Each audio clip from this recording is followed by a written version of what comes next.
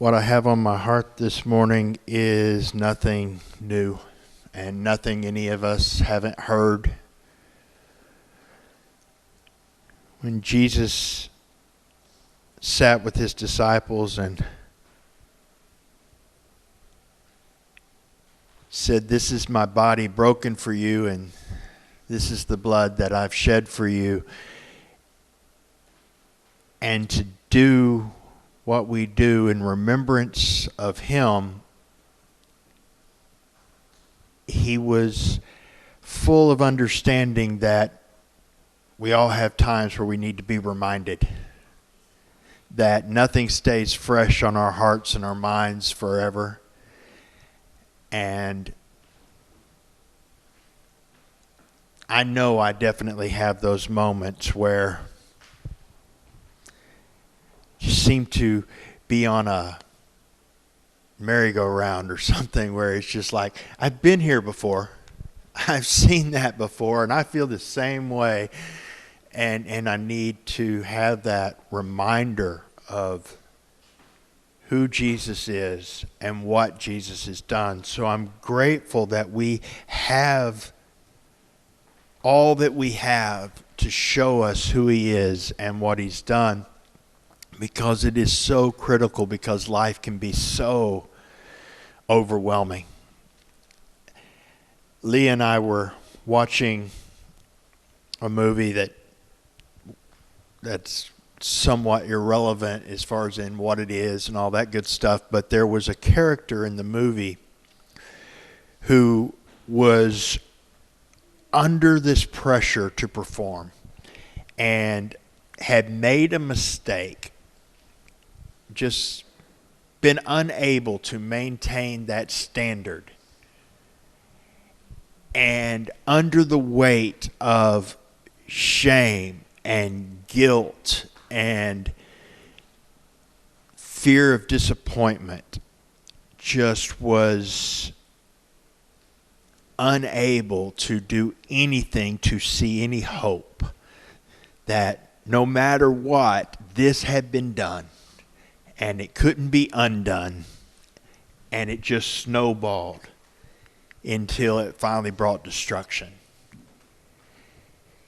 And it really resonated with me, and I believe also with Leah, because that happens. We all have something where we know we tried our best and fell short.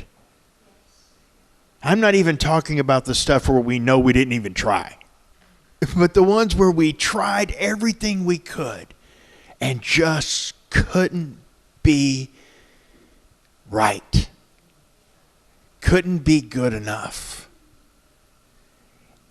And everything in us and the world and all of it says, that's it. You have failed. And you can't make that up. You can try. You can try, but you can't make that up. And our tendency is to give up or to fight really hard to do the impossible, which is to make something right that can never be made right. And guilt and shame and condemnation just make it impossible to breathe, to function.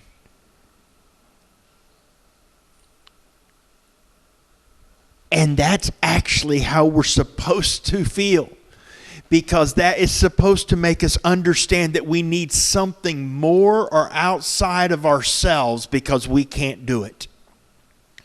But all too often we get stuck in that place. I am now unlovable. I am now unworthy. I am now insignificant and worthless and trash and used and abused and broken and can't be fixed. And what we need to remember in those times is that there is one who knew everything that we would ever do and everything that would ever be done to us that would make us feel dirty, that would make us feel less than, that would make us feel unable, that would make us feel unworthy, that would tell us that we are not enough.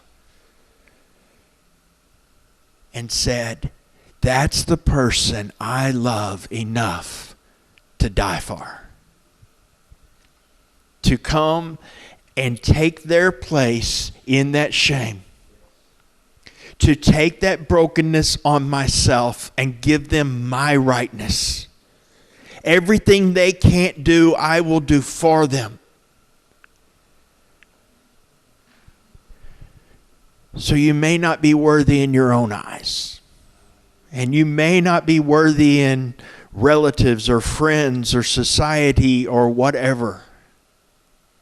You may never be able to say, I've never messed up. Because you can't. But what you can say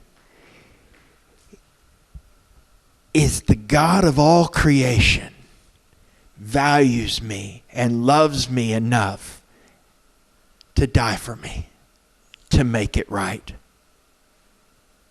So I can't be worthless.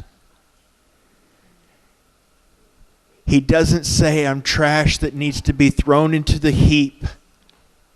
He says I'm the treasure that's worth giving everything to obtain. And we need to remember that. Because that was why the body was broken and the blood was shed. That's why he came. Because that weight that we feel is half the truth.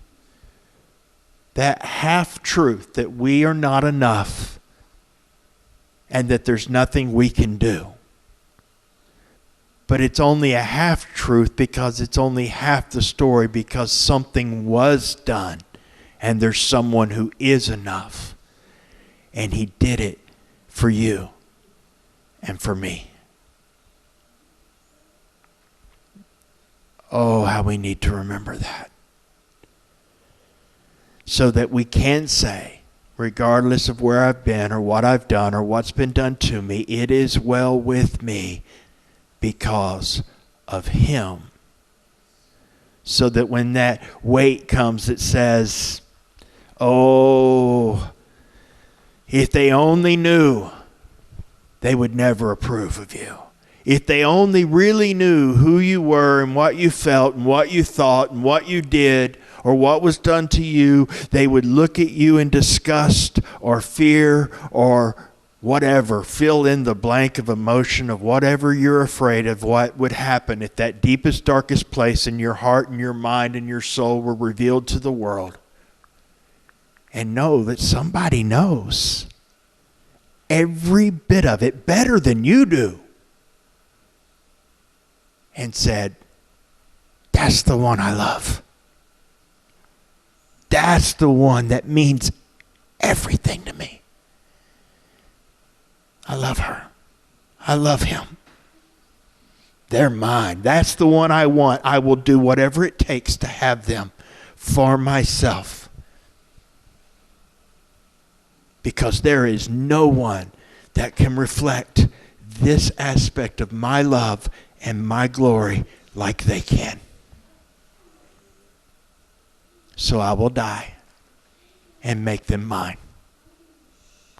So if that resonates with you, he died for you.